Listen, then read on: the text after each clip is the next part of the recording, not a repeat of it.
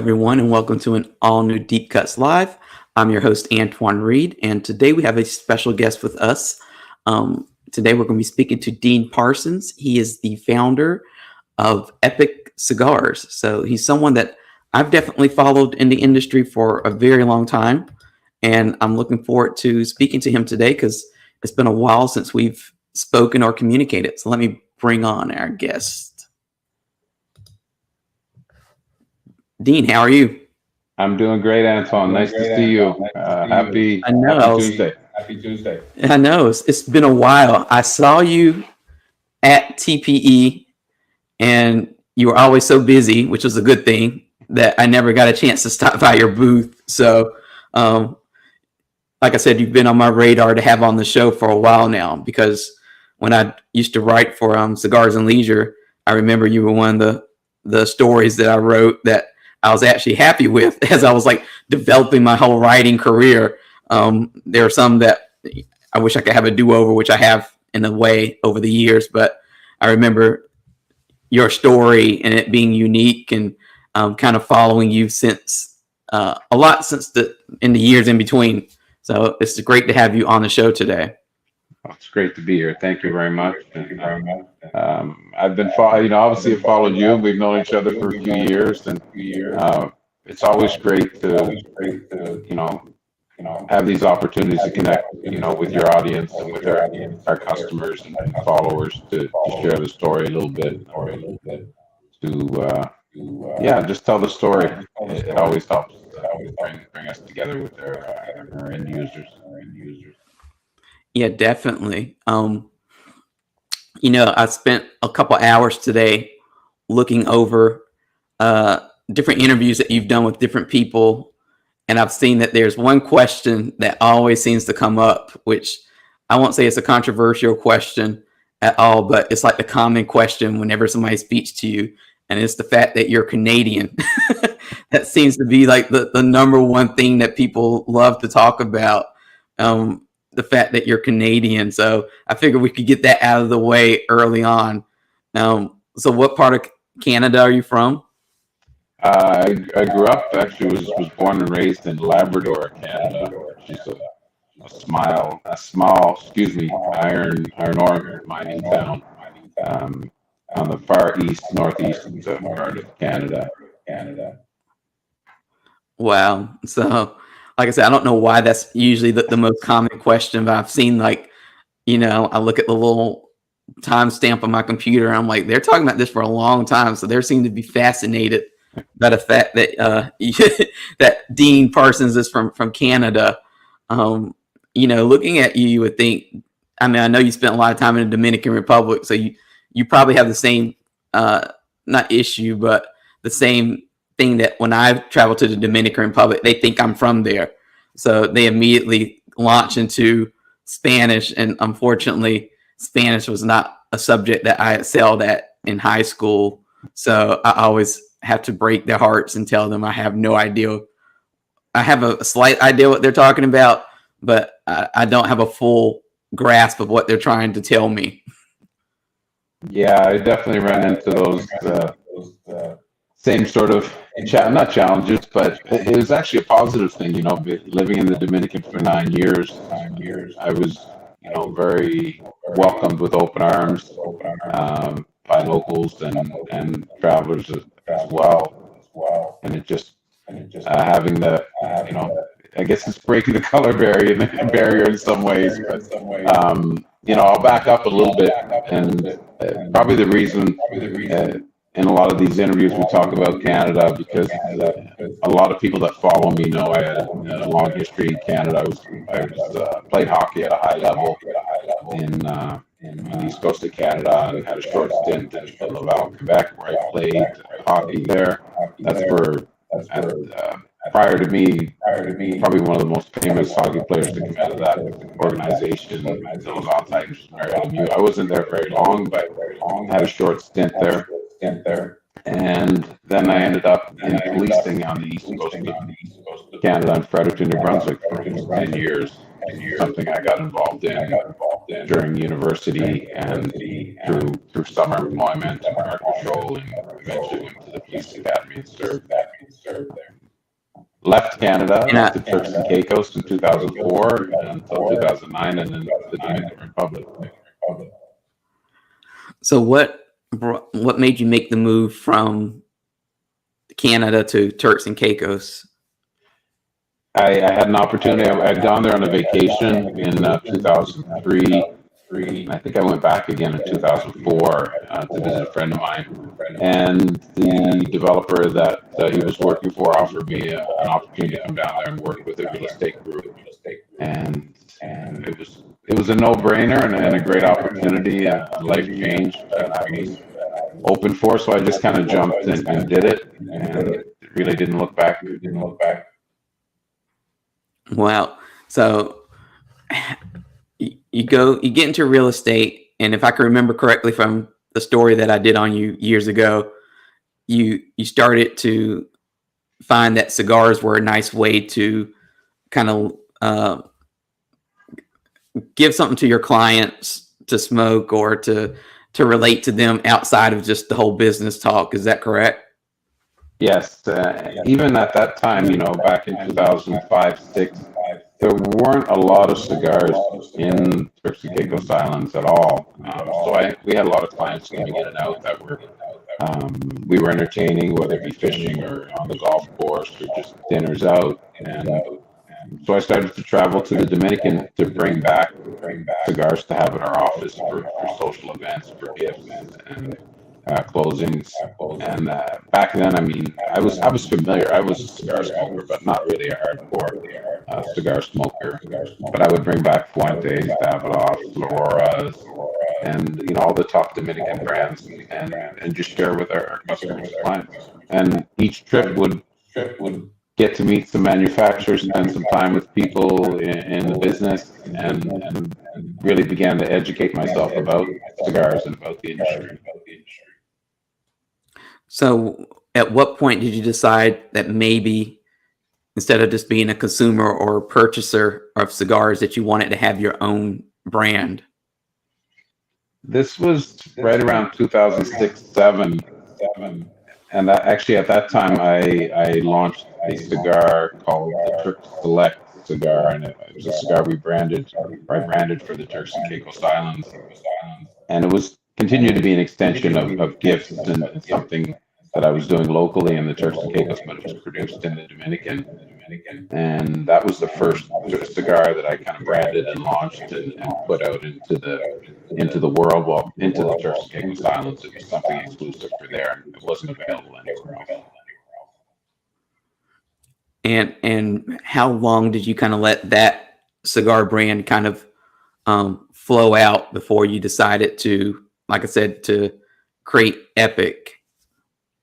That brand started in 2007, and then when I moved to the Dominican Republic in 2009, I discontinued that, and then started trying to figure out a name and a concept and an idea that a brand that I could market, internationally, and that's when Epic started. The concept of Epic started in 2010, but the brand itself, 2009. The brand itself launched in 2010. Okay.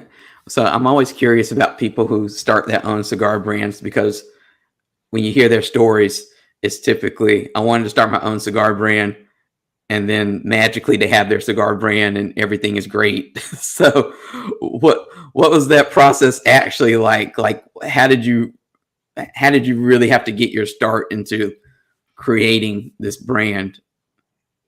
Well, it started initially with coming up with the name and the logo and starting the processes to secure the names, the .coms and things like that.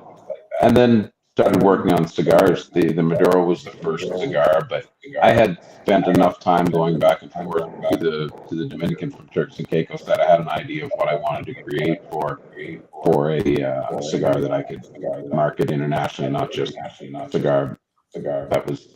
The Turks and Caicos cigar was more focused on tourism. It was a light body, it's a Sumatra wrapper cigar, Dominican, Nicaraguan binder filler. So we started with the Epic Maduro in 2009-10, just test blends and working on that, and launched it in late 2010, and then added the Epic Corojo after that.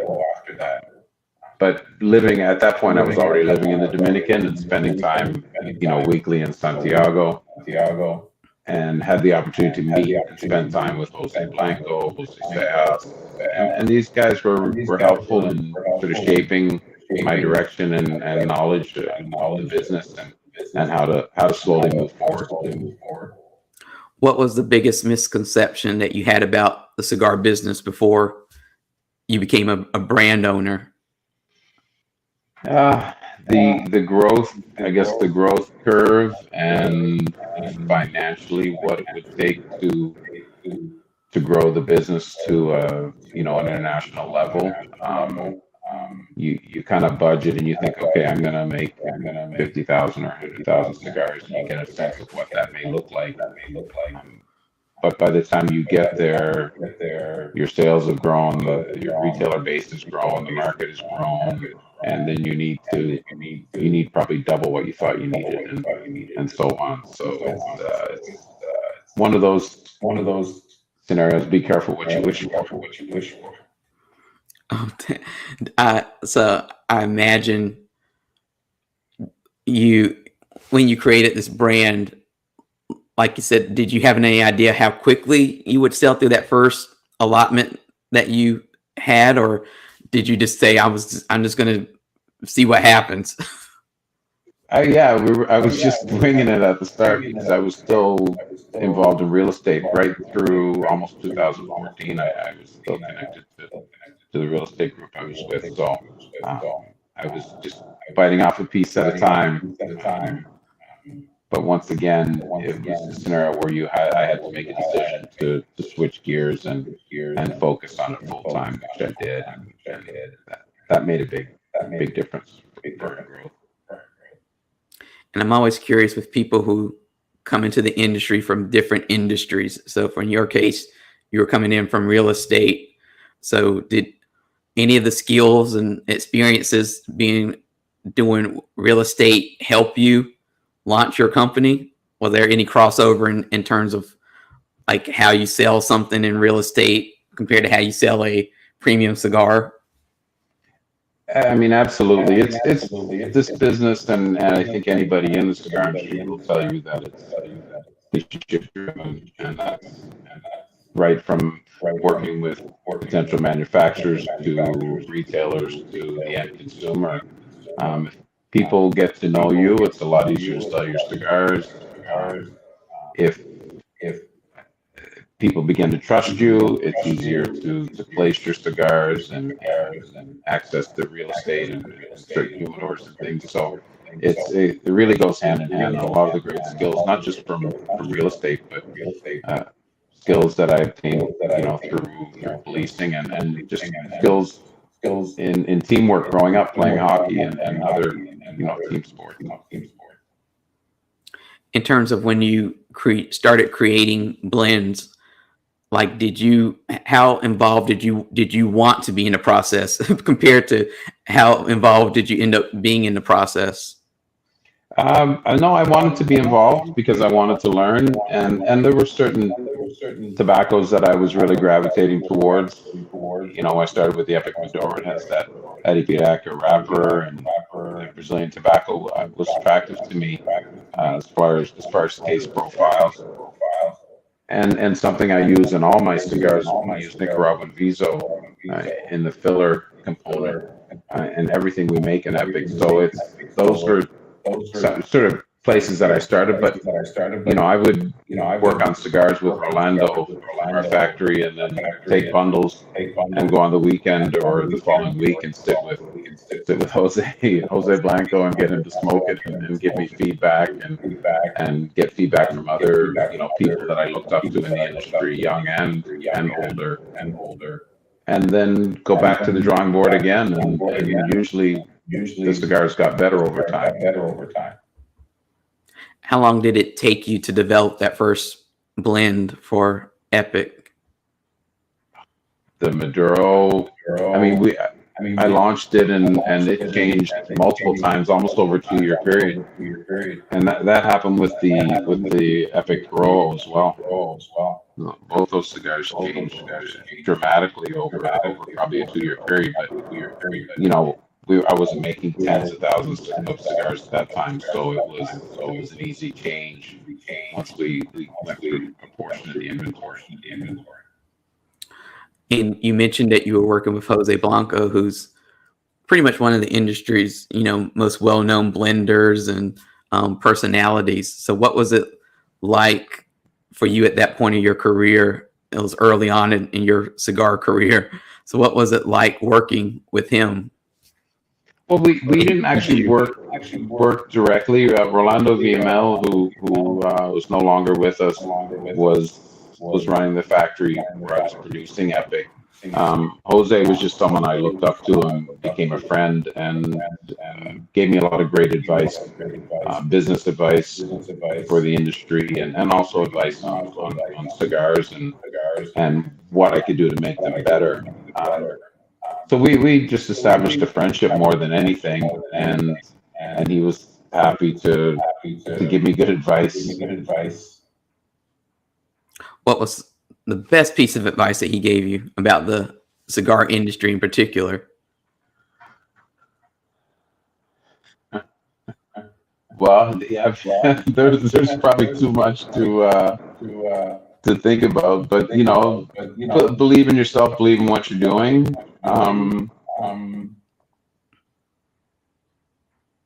But don't be afraid to go back to the drawing board and make changes. And I did that several times with cigars as the blends evolved. And I think most manufacturers do that as they grow in this industry. But also, and this wasn't Jose, I remember chatting with Pete, who's going to be on your show next week, Pete Johnson, and I. He was on last week. Oh, he was on last week. Okay, I saw him. But I remember meeting Pete at my first show at the IPCPR. I think it was 13 or 14. It was 14.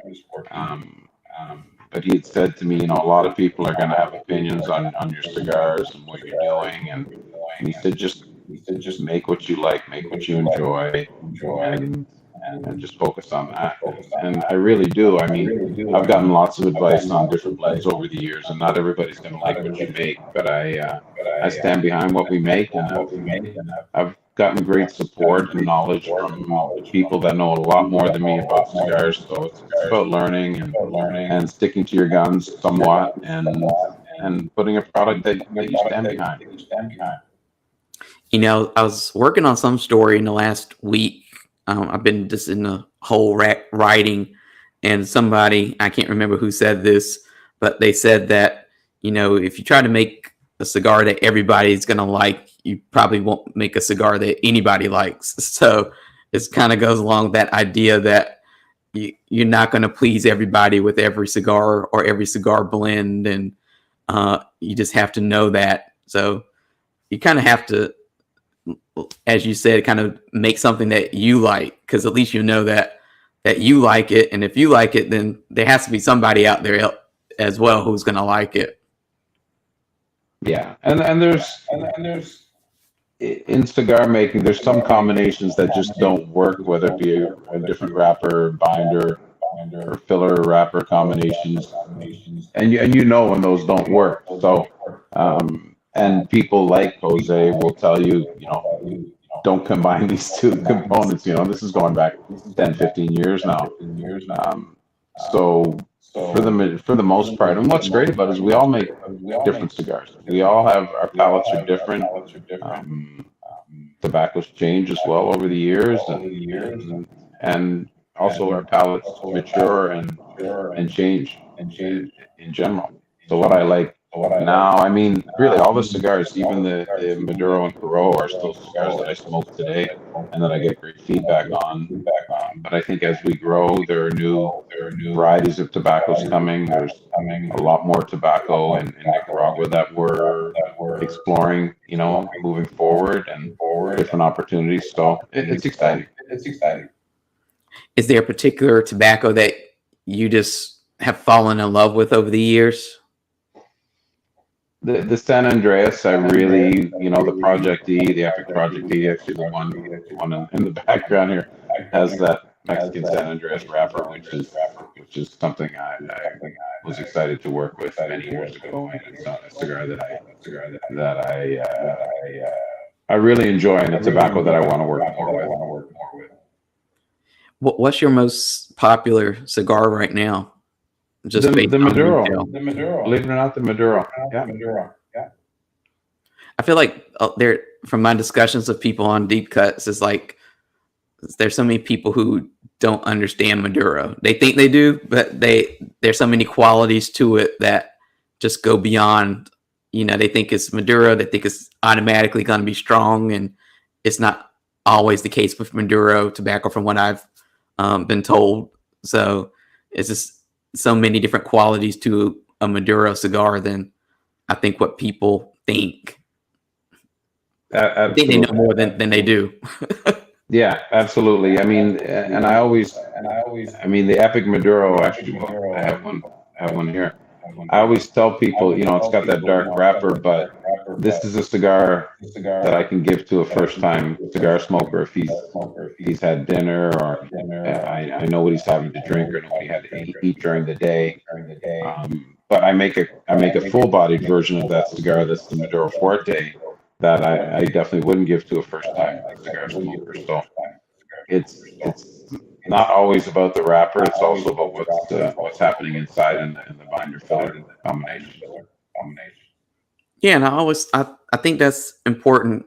I keep going back to this speech I heard Jonathan Drew give one time about stacking your products, about how you need to have like an entry level product, and then from there you push somebody upwards to whatever's your premium product. And I think making cigars that are accessible, that are not going to blow out your palate, is super important, because not everyone is likes full-bodied cigars, or is ready for that. So creating a cigar that can get people hooked into your brand and then moving them elsewhere into your portfolio just seems smart. It does, and when I started with Epic, obviously the Maduro was our first blend, and then I added the Corojo, which actually has a Corojo Ecuador wrapper. That's actually a stronger cigar than the Maduro, and still that one and the Maduro Forte are pretty close. Years later, I came out in 2015 with the Habano, and then 2017 with the La Rubia, which is our Connecticut offering. So I kind of came out with some of the fuller bodied cigars first, and then added the Connecticut later. But in the La Rubia and the Connecticut, I used the San Andreas component in the binder, which really makes it a different and unique Connecticut from other ones that I've had, and a cigar that's really starting to take off for us.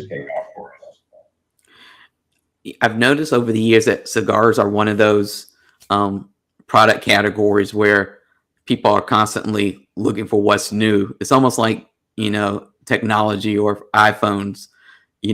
Everybody expects every year for you to release the next iteration. Do you feel any pressure from the industry, not so much from yourself, but from the industry, to release new stuff all the time? Or have you been able to kind of get people to slow down and focus on, what you put out so far? We're trying to do that. The focus on our core lines, the Maduro, Habano, Corojo, and Connecticut, the Rubia, we call it, the Connecticut.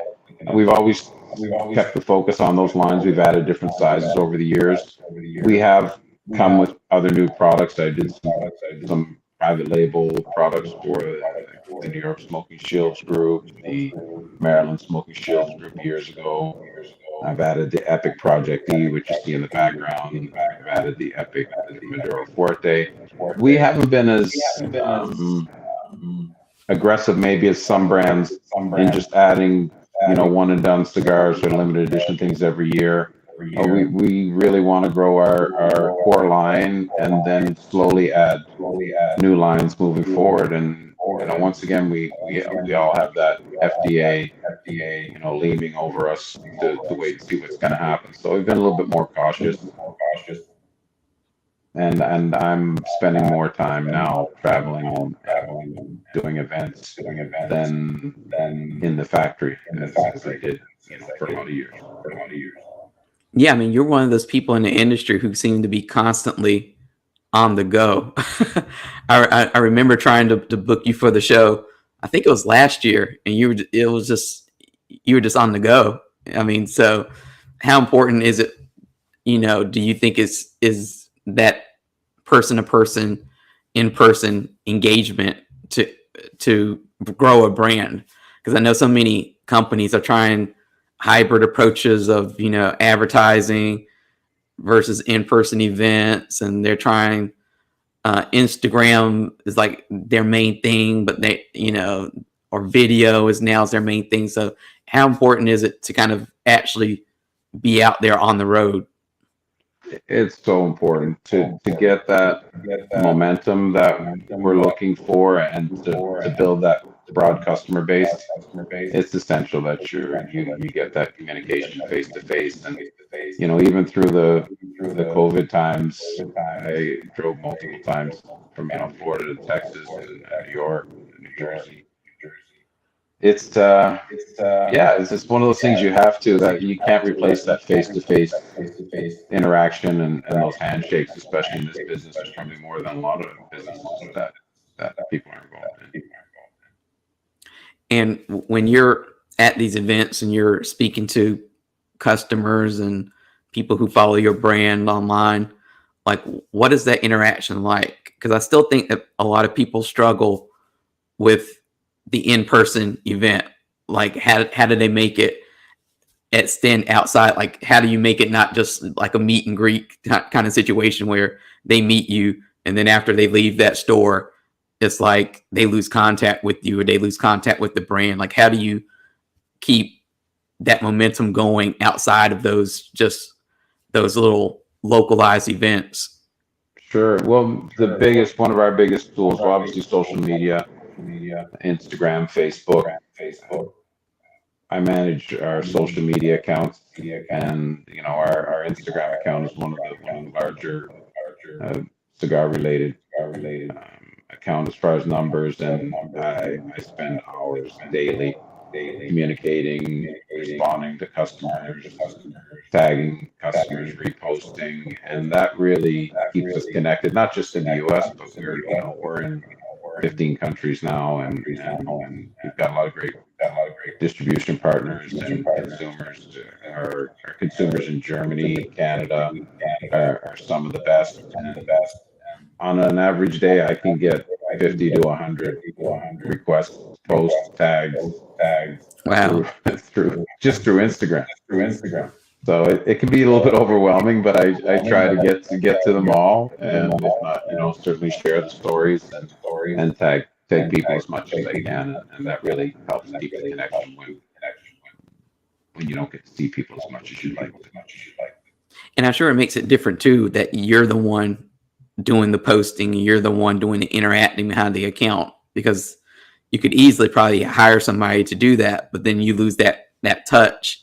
And I'm sure that you probably get some feedback through some of those interactions that make you go, or, let me write that down, or let me consider that next time this thing goes into production, or next time we have a meeting over here about a product release, let me take that into consideration. Do you think you would, if you weren't the one doing that work of the social media marketer, engager, do you think that, you would be able to still kind of be in touch with everyone and all your followers and all your retail partners?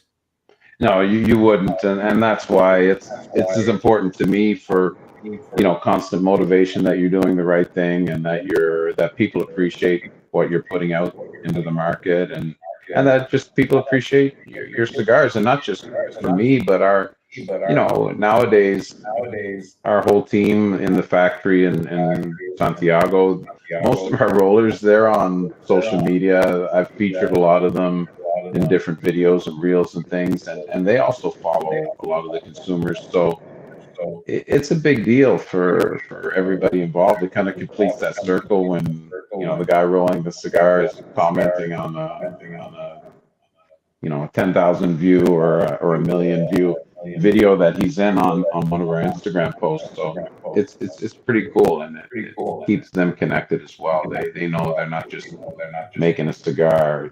When they're putting that label on the Epic cigar, they know it's a cigar that I created years ago, and a lot of hands and a lot of love, a lot of years, a lot of expertise go into creating that. It's not just me, it's not just the Epic brand, it's all the people behind us and part of what we're doing. And I'll say too that what you said, like putting a human face to the product, I believe is also important, because people buy from people. They don't necessarily just buy from products. This isn't a commodity, or this isn't like something that you need, like washing powder or dishwashing soap or whatever, where you just want to know if it works or not. Or sometimes you might buy what your parents bought, or what your wife or your husband or whatever buy. This is something, for me, cigars are very personal. So you kind of need some type of human interaction, and you need that person like yourself there to kind of put yourself in front of the brand to help tell that story. Absolutely. I mean, even today, I smoke other cigars from other manufacturers, and the majority of those other cigars that I smoke are people that I look up to, or people that have influenced me, or people I like what they're doing with their brands or what they're doing with their blends. And it's about people. The people that I don't have a connection to, it's rare that I'm going to pick up that cigar or to even inquire about it. At any time in your career, did you ever feel that maybe you did not want to be the face of the brand, or you did not want to be out there in front of people? Because I know that there's some people who struggle with that. Were you one of those people?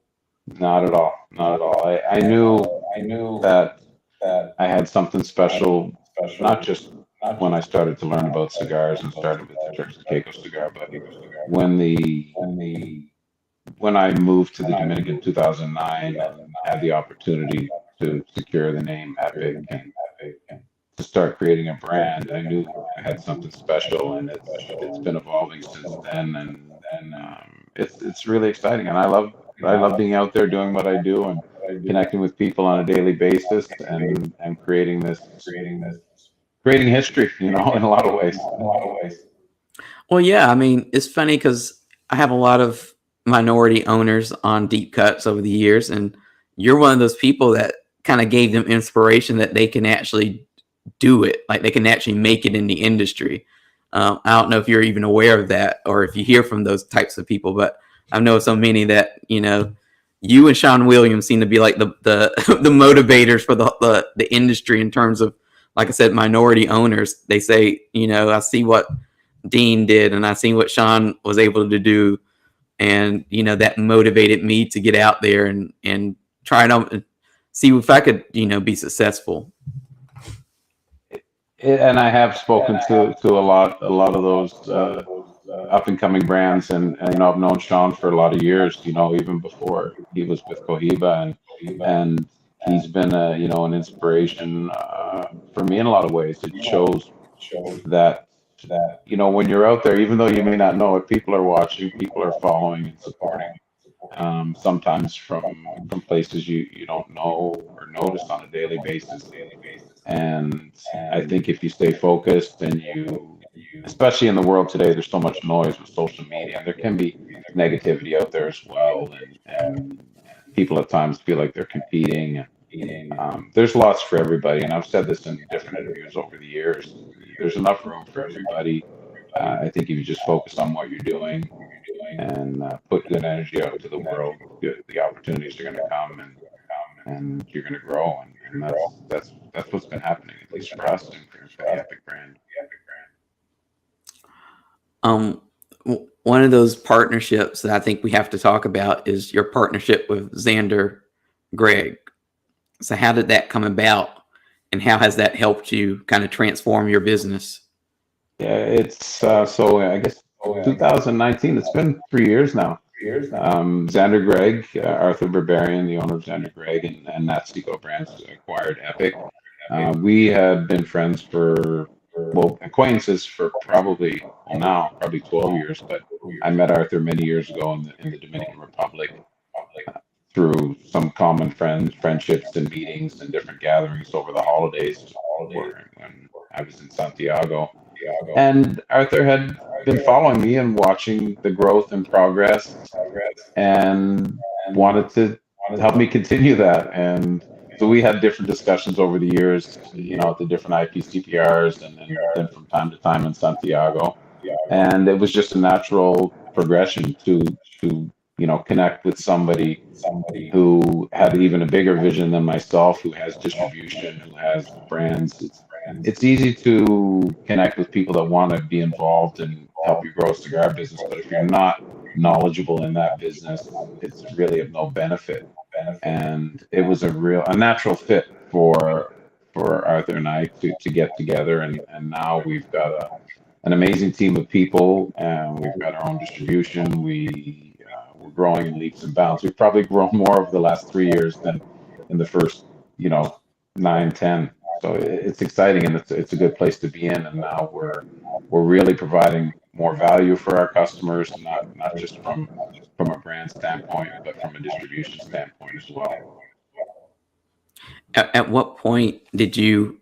Because I think this is important for so many other business owners or people who create their own businesses and products. But at what point did you kind of realize that maybe you did need some assistance or somebody like Xander Greg to kind of come in and help you manage some other things or take some things off your plate that was kind of holding you back?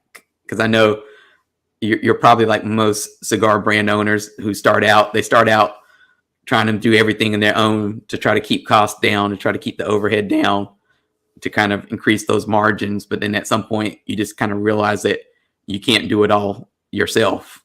Yeah, and it was probably in 2016 and 17 we had really grown quickly, and there were a lot of things happening that one person couldn't handle, and that was right around the time when I knew that I needed to find the right person, and it had to be the right person. That's the challenge.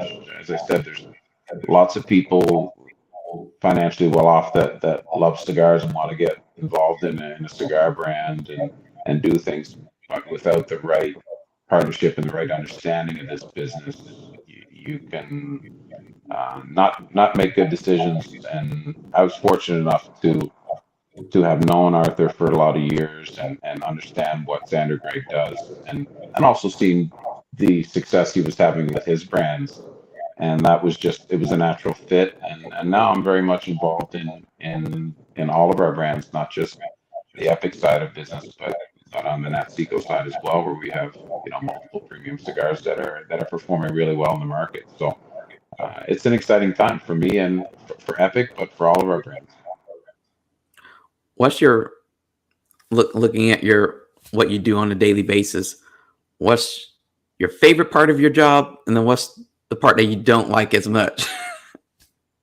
The favorite part is probably the in-person events and retail events, and the hardest part, the tough part is the travel, or the getting stuck 5 hours in Dallas on your way back from California to Miami.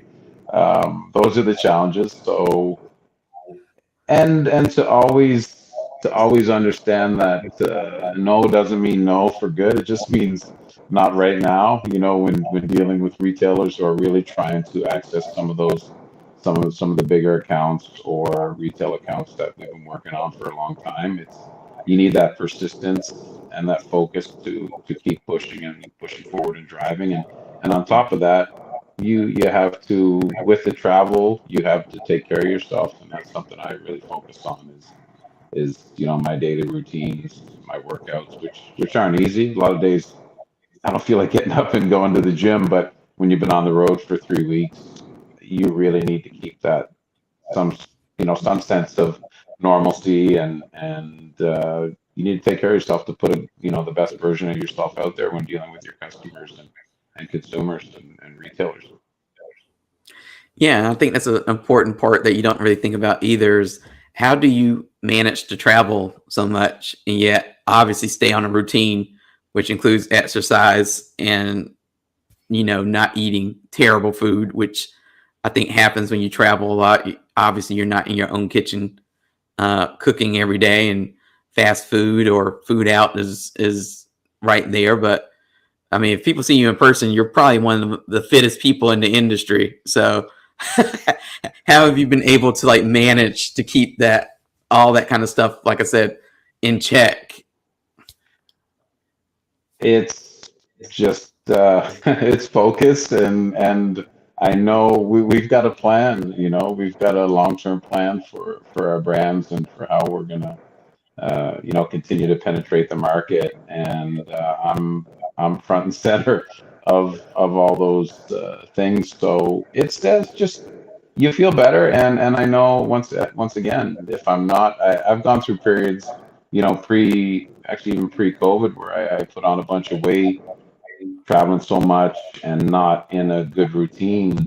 And it was actually right at the start of COVID, I just really started to focus on preparing myself for being back on the road. And it really wasn't that long. Even during COVID, I was on the road, 200 days.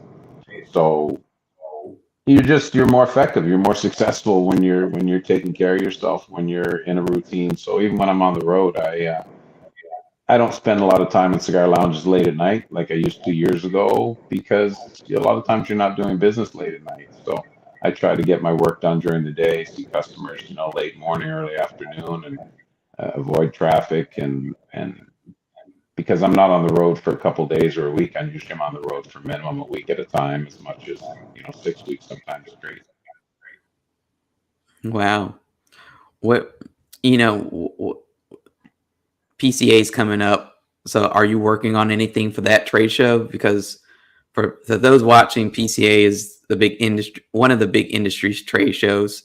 And it's the time of year where you see a lot of the new releases kind of being announced. So are you working on new releases, or are you kind of focusing on what you already have? We have one new release we just announced with the Natstico, the Casino Real line, which comes out of Nicaragua. We're adding a Lancero. We will be adding some other lines in Epic, just not for the PCA. I say that cautiously because we are working on some things. If they're ready, we may have a limited release, but right now the only thing we're releasing at the PCA is the new Casino Real Lancero. And we're working on a few other things which you'll hear about moving forward, but we're not quite there yet on a few things we've had in the works for a while. Has any of these supply chain issues hit you and Epic in any way? We've been very fortunate. 3 years ago, when Xander Greg took over, at that time we increased our production by a lot, and so we actually haven't had any back orders. I think we had some of our Lanceros on back orders a month or so ago, but nothing for more than a couple of weeks. And our supply chains are solid, and we've got a great team in Dominican, and the same thing with all of our lines from Natstico. We've got a great system in place, and plus we've got a lot more space to store cigars, in our warehouse in the U.S. now than I had before. A little bit earlier, you're talking about, and in other interviews I've seen you do, you talk a lot about the factory and spending time in the factory. Like, how important was that to you understanding cigars and just the process, and also like what it means, when they say that, each cigar passes through 300 hands. I think some people kind of hear that and they don't understand what that really means. So how important has it been for you to kind of spend time in the factory and actually see the process, see the people who are actually making the product, those who are helping you bring Epic to life? Yeah, I mean, it's essential, really, not just for me, but But a lot of times for the people that are creating the cigars with us, from the farmers to the women and men in our factory, spending time over 9 years connecting with them on a weekly basis, and being able to do things, and being able to share my stories with them, and vice versa, see their kids grow up, and to see their families grow. It's that personal connection when they see that Epic Cigar on Instagram or Facebook, they really feel a sense of pride. And it's powerful for me, but also to learn from, to spend time over all these years with people. I keep repeating Jose Blanco's name, but he had a big influence on me. I spent a lot of time with Enrique Sejas and Jose Sejas and Ricardo when they were, first developing the whole Matilda line. Even before that, when Jose was still running Tabacalera Garcia, I had been invited to their home several times, and shared cigars numerous times, played golf with Jose and Casa de Campo over the years. So just for me, having that influence and understanding of not just cigars, but the history and how different people work differently with tobaccos, and there's a lot of things you're not going to experience if you go to the Dominican once or twice a year. And I've been blessed and fortunate to spend all that time and around people that really I look up to as mentors. Even to over the years, had the opportunity to sit with Carlito many times, and have discussions, and just listen. It's powerful. And I think that's also a big part of the industry, is kind of just sitting back and be able to do what I'm doing now, is just listen to different people in the industry and their experiences and learning from them, because it is such a unique industry that there is no book out there about how to start your own cigar brand. And even if somebody tried to write a book like that, I don't think you would get the whole experience, the experience in words. Just it's just so unique, this whole industry. It really is, and it's growing in leaps and bounds right now. As I said, there's so many new brands. There's new tobaccos that are evolving, new strains, new manufacturers, new plantations. I mean, look at AJ Fernandez. We were fortunate enough to make a 10-year anniversary cigar with AJ, and that's done really well for us, and given us a little bit of notoriety as well, and some recognition, some brand recognition for us. I mean, all the things he's doing in the industry are incredible. So it's great to make those connections, and have people like AJ to look up to. Now, this may seem like we're backtracking a little bit for people, but I've heard you tell the story about how you were just going through different names for your company in the beginning. And I think it's something that most people with businesses go through, trying to figure out what name has not been taken yet. And you stumble upon Epic, which had not been taken. But at the same time, I'm sure that you could have come up with a different name for it. So what about Epic kind of stood out to you, and what made you think that was going to be the perfect name for your brand and to represent you? Well, I mean, it's obviously a pretty cool name. Initially, what sparked it was a friend of mine. One of the sports I was active in, and still am active today, is kiteboarding. I learned in Turks and Caicos, and I did a lot of motocross and Turks and Caicos enduro riding. I've had motorcycles most of my life, but the name Epic, as I said, related initially, brought me back to this friend of mine's kiteboarding company. And so that stimulated me to, okay, let me see if Epic Cigar is available, which it was. But the .com was available. Taking the next steps to trademark the brand was of the utmost importance, because otherwise we wouldn't be where we are today.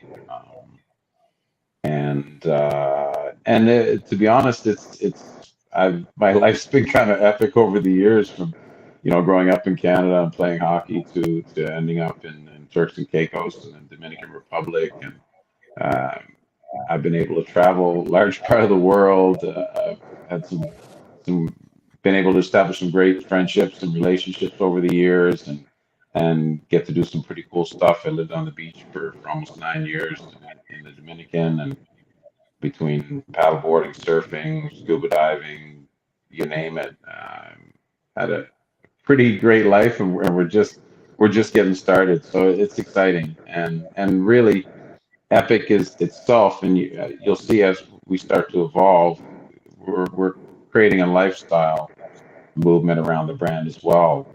It's not just about the cigars. It's, we always hashtag epic moments, epic lifestyle, live epic, smoke epic. So it's not always just about the cigar. It's also about your lifestyle and what you enjoy and what you define as an epic moment. Do you have any specific epic moment in your life that kind of stands out as like the most epic of epic moments that you can share? Probably when Arthur and I finally sat down with, well, there's a couple.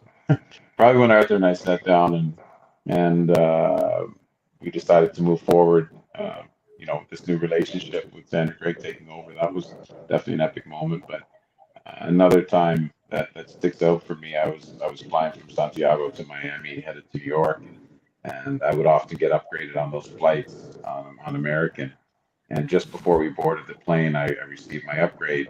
And a couple seconds after that, I see Carlito Fuente walking through the terminal. I said to myself, wouldn't it be great if I get to sit next to Carlito, or even if he's in first class, at least I'll be able to say hi. And I had met him several times, but we had never spent any time together.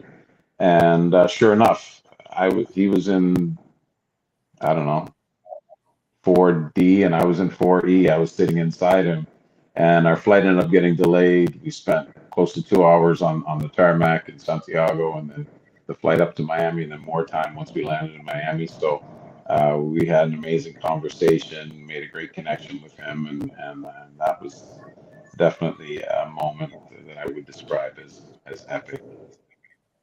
That's definitely epic. For any person in the cigar industry, that would be the epic, like I said, the epic of epic moments. So, usually at this point in the show, there's like two questions that I ask all the guests. It's kind of like the advice part. So the first of those questions is, how would you define your why or your motivation for doing what you do? My why, gosh, I've always been driven, whether it's been in sports or even in my career in policing. I had different opportunities to work with different areas in the police department. I worked hard to get on the SWAT team, and a very elite group within most forces, and our force was a small group of men and women. So I've always driven myself to excel and to do my best to be successful, and just believing in myself when nobody else does as well. I've always sort of been that guy who's defied the odds from time to time, and I'm just driven to succeed. And I say this, and I say this a lot. I'm just getting started, but we really are. I mean, if you look at anybody in this industry, some of the most successful brands have been 20, 30 years and longer, getting to that point. So we've got a long ways to go. I'm blessed to be in this position. I've got a great team of people around me, and the opportunity for growth is everywhere. So my why is just the same reason I get up every day, and I'm thankful. I'm happy to be alive, and life is good. So good. So. The second question is, someone who comes up to you and they say, Dean, I want to start my own business. This might not necessarily be a cigar business or related to tobacco, but what advice do you give that person who says that they want to start their own business, they want to be an entrepreneur? What does Dean tell them to get started? You gotta take the leap. when I left policing in Canada, it was a leap. I mean, I'd be retired now or close to it now. I'd probably be retired. You have to go all in, and I think that's a lot of people that I follow, and I read a lot. I follow a lot of people that inspire me to be able to do great things and stay focused. But you have to take that leap and go in 100% on what you're doing and focus your energies. And one of the things that I'm a 24/7 guy.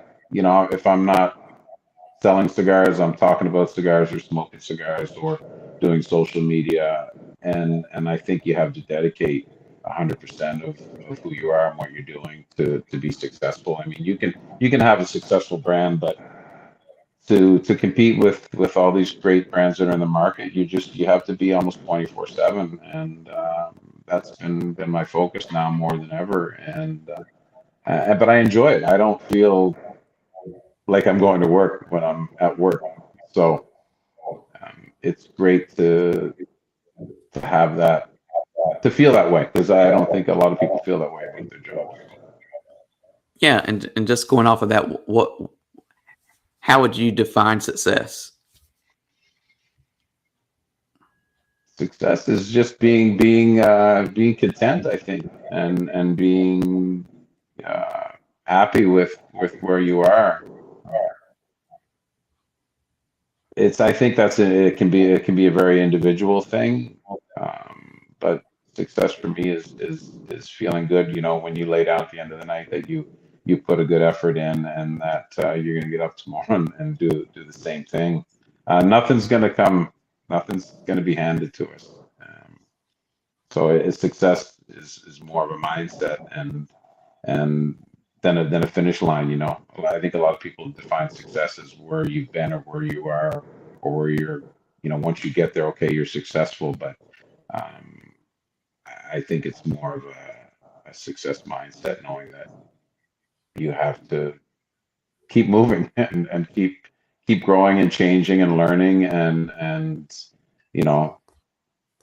fall down 6 times, get up 7, and keep pushing forward. Definitely. Well, I think that was a great insight into the world of Epic and the world of Dean Parsons. Like I said, I was looking forward to this interview for quite some time. So thank you for coming on. Before you go, there are going to be some people who are going to be listening to this in audio, so they have not seen the banner that's been up for most of the show. So could you tell people what website and what social media handles they need to follow in order to keep up with Epic Cigars and yourself? Sure. On epiccigars.com is our website. On Instagram, Epic Cigars, all one word. And on Twitter, Epic Cigars, and on Facebook as well. Just Epic Cigars is our handle. And you can also check out our Natseco line as well.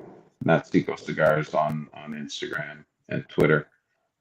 Because you'll see a lot of crossover with our brands, and we do a lot of sharing posts, stories, and reels for both brands. And we do, for example, when we do the big smokes in Vegas and Florida, we have both booths side by side, and we have the same team. Our whole team is all Epic and Natseco. Well, awesome. Well, thank you for coming on today and sharing this almost hour with us and talking about all things Epic. For people who are watching this on Facebook or YouTube or Twitter, please make sure you hit that like or subscribe button. If you're listening to this on any of the podcasting platforms, hit the subscribe button and also leave a review of Deep Cuts and what you think. And we'll kind of check out those reviews and tweak the show going forward with based on your feedback. And if you've missed any of the episodes, including any parts of this one, they'll all be available on deepcutslive.com. So there's over 80. I can't even keep track anymore. There's like 87 or so different episodes for you to watch, and just a whole bunch of people from the industry. And we'll have to have you back on, Dean, at some point to talk about everything that we didn't get to in this hour. But definitely looking forward to seeing you at the trade show in a couple of weeks now. So that will be fun to kind of see some of the things that you have going on and what made it what made it to final production, or at least into the point of being able to be shared with the world. I appreciate it, Antoine. Thank you so much for having me on. Definitely, please come and see us and just pull me out. Pull me out. We've got a pretty good team, so if you want to have a chance to break off and chat, just kind of tap me on the shoulder, and I'll do a quick exit out the side. But we're looking forward to a successful show again this year, and seeing our customers that we only get to see once a year. But I really appreciate you having me on. Congratulations with your continued success with Deep Cuts, and I'm a fan, and certainly feel appreciative to share some of my story with you and your fans. Oh, thank you so much. So we have another show this Thursday. It'll be at a special time, so it'll be at 3:30 p.m. Eastern. It'll be with Pierre Jordan and Pablo Rodet from Les Fins Lames. So they're an accessory company out of France. Really cool accessories. You'll definitely want to watch that. And we have actually a little break next week, finally, before we get back to some more back-to-back episodes. So definitely, like I said, check out deepcutslive.com for all the past shows and some other news items. And I'll see you back here next time. Thank you, Dean, and thank you, everybody, for watching. Thanks for having me. Thank you.